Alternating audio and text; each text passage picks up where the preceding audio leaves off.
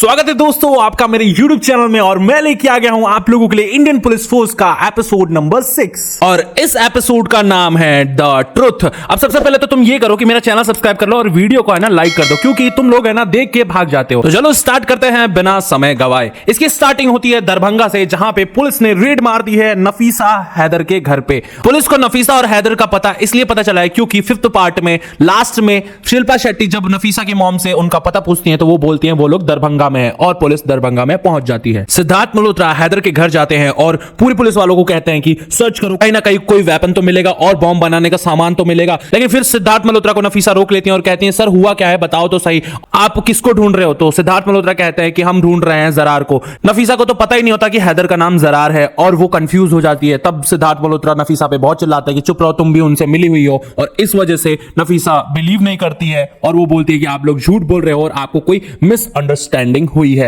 इस वजह से सिद्धार्थ मल्होत्रा फोन लगाते हैं दिल्ली में और नफीसा की मॉम से बात कराते हैं नफीसा की।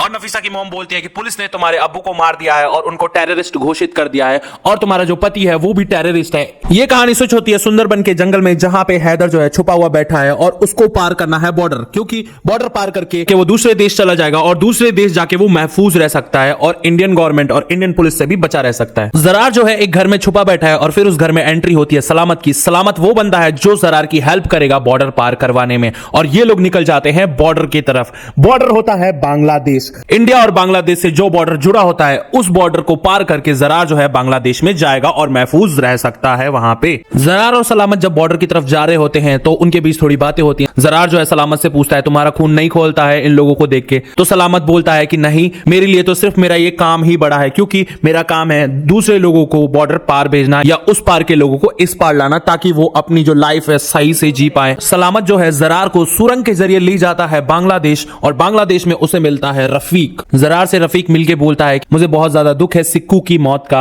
और ये जो तुम्हारी बीवी और तुम्हारी सासू मां है वो लोग पकड़े गए हैं और वो लोग पुलिस के हिरासत में है। तब जरार रफीक भाई से कहता है कि मैं नफीसा के बिना कहीं नहीं जाऊंगा और उसे भी ईरान लेके जाऊंगा। और रफीक बोलता है कि तुम पागल हो गए हो, तुम्हें पुलिस कभी भी पकड़ सकती है, अगर तुम उनको लेके आओगे तो तुम जरूर पकड़े जाओगे पुलिस के हाथों, और मैं तुम्हें ऐसे कुर्बान नहीं होने देना चाहता क्योंकि हमें अभी आगे बहुत सारे काम करने हैं। जरार बोलता है मैं नफीसा के बिना कहीं नहीं जाऊंगा और अगर आपको जाना है तो जाओ। फिर ये कहानी स्विच होती है सिटी हॉस्पिटल दरभंगा में, जहां पे नफीसा को एडमिट कराया गया है और सिद्धार्थ मल्होत्रा वेट कर रहे हैं शिल्पा शेट्टी के आने का। शिल्पा शेट्टी आती हैं और वो पूछती हैं कि वो ठीक तो है ना? फिर सिद्धार्थ मल्होत्रा कहते हैं कि वो ठीक तो है पर वो प्रेग्नेंट है और वो मां बनने वाली है। शिल्पा शेट्टी बोलते हैं उसे दिल्ली लेके जाना पड़ेगा और दिल्ली ले जाके उससे पूछताछ करेंगे। तभी इसी बीच हॉस्पिटल में एंट्री होती है उस लेडी की जो जरार को इंफॉर्मेशन देती थी और बात कराती थी रफीक भाई से। तब वो आती है और वो पुलिस वालों को चकमा देके घुस जाती है उस रूम में जहां पे नफीसा एडमिट है। वो लेडी नफीसा के रूम में आती है और वो हैदर से बात कराती है और वो बोलती है कि मुझे हैदर ने भेजा है। फिर हैदर नफीसा से बात करता है और वो कहता है कि तुम ठीक तो हो ना? और नफीसा बोलती है कि मैं मां बनने वाली हूं। इसके बाद हैदर खुश हो जाता है, लेकिन इस वजह से वो बोलता है देखो मैं ढाका में हूं और तुम्हें यहां ढाका आना पड़ेगा और जैसा वो लेडी कहती है वैसा तुम करो। हैदर ये कहता है कि मैं तुम्हें ढाका से ट्रेन के जरिए रिसीव कर लूंगा और तुम 6 बजे स्टेशन पे मुझे मिल जाना। फिर ये फोन कट जाता है। वो लेडी पुलिस वालों को उस रूम में बुलाती है जिसमें नफीसा है और वो एक पुलिस वाले को मार गिराती है। इसी बीच नफीसा और वो लेडी भागने लग जाते हैं। तभी एक पुलिस वाला उन्हें देख लेता है और वो लेडी एक पुलिस वाले को शूट कर देती है और सिद्धार्थ मल्होत्रा शिल्पा शेट्टी भागते हैं उनके तरफ और हॉस्पिटल में घुस जाते हैं। हॉस्पिटल में बहुत ज्यादा गोलीबारी होने लग जाती है और इसी बीच सिद्धार्थ मल्होत्रा भी उस लेडी को पकड़ लेते हैं और गोलियां चलाने लग जाते हैं। तभी वो लेडी जो है वो कहती है कि हॉस्पिटल के पीछे वाले गेट पे एक रेड कलर की कार है, तुम जाके उसमें बैठ जाओ और वो आदमी है तुम्हें ढाका ले जाएगा। नफीसा जो है भागने लग जाती है रेड वाली कार की तरफ और तभी सिद्धार्थ मल्होत्रा देख लेते हैं और वो शिल्पा शेट्टी को कहते हैं मैम नफीसा जो है वो भाग रही है, आप मुझे कवर दीजिए। और सिद्धार्थ मल्होत्रा नफीसा के पीछे जाते हैं। शिल्पा शेट्टी जो है उस लेडी को उड़ा देती हैं। और एक बात बताऊं दोस्तों, इस लेडी का मेरे को शक्ल बिल्कुल भी पसंद नहीं है, तुमको भी दिखा देता हूं, तुमको भी पसंद नहीं आएगा। अब नफीसा जो है वो छुपती फिरती कैसे भी करके हॉस्पिटल के गेट तक पहुंचने ही वाली होती है, तब तक वो टीवी देख लेती है और टीवी में न्यूज आ रही होती है हैदर, सिक्कू और बहुत सारे टेररिस्ट की जो मारे गए थे पुलिस के द्वारा। और फिर नफीसा समझ जाती है कि हैदर मुझसे झूठ बोल रहा है, उसका नाम तो जरार है। नफीसा भागने के बजाय वो जाती है सिद्धार्थ मल्होत्रा और सब सच बता देती है। हैदर मेरा हस्बैंड है और मैं उससे दिल्ली में मिली थी और ऐसे ऐसे हमारी कहानी चली, मैंने उससे बहुत ज्यादा प्यार क्या, लेकिन उसने मुझे धोखा दिया।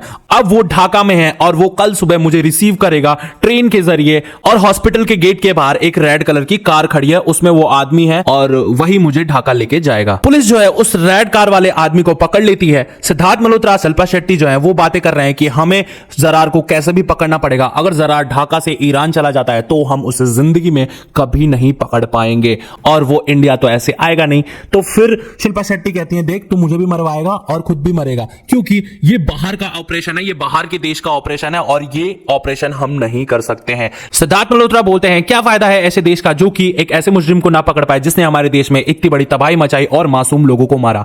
फिर शिल्पा शेट्टी सोचती हैं कि कुछ ना कुछ तो करना पड़ेगा, और सिद्धार्थ मल्होत्रा बोलते हैं, एक बात बताओ, विक्रम सर होते तो वो क्या करते, यानी कि वो विवेक ओबरॉय का एग्जाम्पल देते हैं। फिर शिल्पा शेट्टी बात करती हैं जयदीप बंसल से। जयदीप बंसल रो के मेन एजेंट को फोन लगाते हैं और बोलते हैं कि आप कुछ करिए और मिनिस्ट्री से बात करिए। फिर ये लोग आ जाते हैं दिल्ली, और दिल्ली आके ये लोग मीटिंग फिक्स करते हैं मिनिस्ट्री ऑफिस में। इधर जरार जो है नफीसा को फोन पे फोन किया जा रहा है कि वो कहां तक पहुंची, वो ठीक तो है ना, वो सही से आ तो रही है ना, और नफीसा झूठ बोलती है कि हाँ मैं आ रही हूं और मैं जल्दी ही तुमसे मिलूंगी। कमिश्नर यानी जयदीप बंसल, रॉ के जो मेन एजेंट है श्रीनिवास, और शिल्पा शेट्टी, सिद्धार्थ मल्होत्रा, ये सारे जाते हैं मिनिस्ट्री ऑफिस और वहां जाके मीटिंग करते हैं। मिनिस्टर बोलता है कि मैं इसकी परमिशन नहीं दे सकता क्योंकि इसमें बहुत ज्यादा खतरा है और इसमें एम्बैरेसमेंट भी होगी हमारे इंडिया की। लेकिन सिद्धार्थ मल्होत्रा कहते हैं, एम्बैरेसमेंट सर, एम्बैरेसमेंट तो वो है जो इतने लोगों को मार के दूसरे देश चला गया है और हम उसे पकड़ भी नहीं पाए हैं, और जो लोग मरे हैं उनकी फैमिली हमसे आज तक सवाल पूछती है, उसका जवाब कौन देगा सर, आप बताओ। मिनिस्टर जयदीप बंसल, रो वाले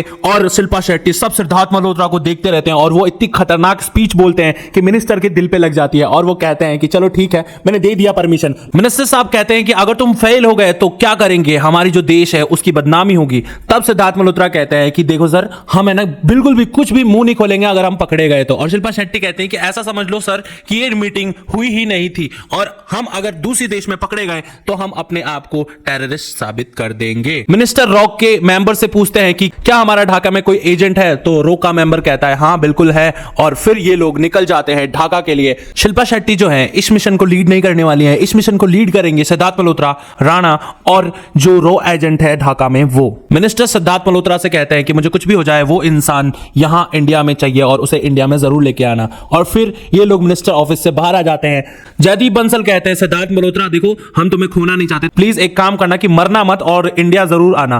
तो सिद्धार्थ मल्होत्रा कहते हैं कि देश का बेटा हूं मैं, मरूंगा तो इसी मिट्टी में। शिल्पा शेट्टी सिद्धार्थ मल्होत्रा से कहती हैं कि भाई ऑल द बेस्ट और मरना मत। इस वजह से वो बात करने लग जाते हैं। सिद्धार्थ मल्होत्रा पूछते हैं कि ढाका में ऐसा कौन सा आदमी है हमारा, तो शिल्पा शेट्टी कहती है कि हम ट्रेनिंग टाइम में 3 थे, यानी विक्रम, शिल्पा शेट्टी और एक जगताप। ये सुन के सिद्धार्थ मल्होत्रा पहले ही बोल देते शिल्पा शेट्टी से कि वहां पे जगताप है, क्योंकि विवेक ओबरॉय ने बताया था कि एक एजेंट है रो का जो कि बहुत बड़े मिशन के पीछे भाग रहा है, और उसका नाम वो जगताप बताते हैं लेकिन उसकी लोकेशन नहीं बताते। और फिर सिद्धार्थ मल्होत्रा को पता चल जाता है कि जगताप जो है वो ढाका में है, और ये कहानी सीधा स्विच होती है जगताप पे। जगताप एक लड़की को उड़ा के और जाता है टैक्सी चलाने, क्योंकि ढाका में जगताप जो है वो टैक्सी चलाता है, और वो पुलिस वालों को बोल देता है कि यहाँ पे एक लड़की का मर्डर हुआ है। और फिर ये जो 6th एपिसोड है यहीं खत्म हो जाता है।